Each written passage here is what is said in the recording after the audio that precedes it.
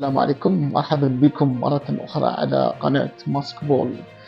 اليوم جبنا لكم أخبار عبر محترفين اللي راهم يتواجدوا في البطولة الأوروبية.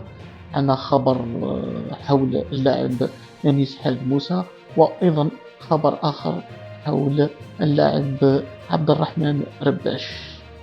فاصل ونواصل بإذن الله.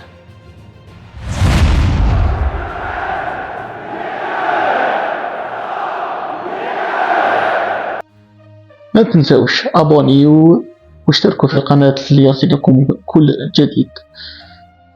أنيس حاج موسى لاعب الواعد، لاعب القنبلة بإذن الله للمنتخب الوطني الجزائري، لاعب عنده إمكانيات كبيرة إن شاء الله راح يفيد المنتخب الوطني في المستقبل.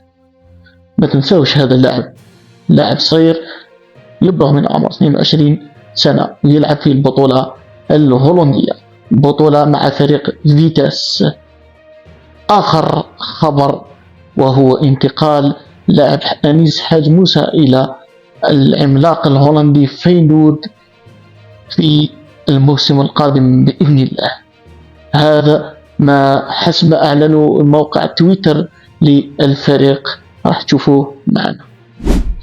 أنيس حاج موسى لاعب عنده إمكانيات كبيرة، خاصة من الناحية الفنية من حيث المراوغات والدخول إلى مساحة، وممكن لاعب راح يقدم إضافة كبيرة للفريق.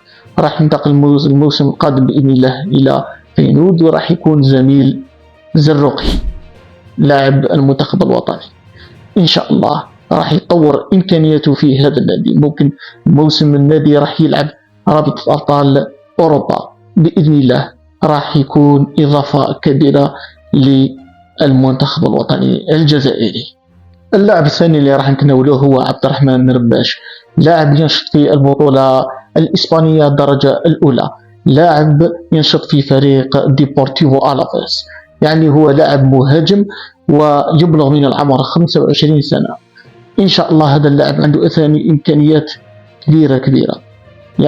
هذا اللاعب كما راح تشوفوا سبق وأنه صرح في موقع وين الإلكتروني، وقال بلي أنه متحمس جدا لتمثيل ألوان المنتخب الوطني الجزائري، وهو مستعد أيضا باش يكون في المنتخب. اسمعوا انتي باساج تصريح اللاعب رباش عبد الرحمن.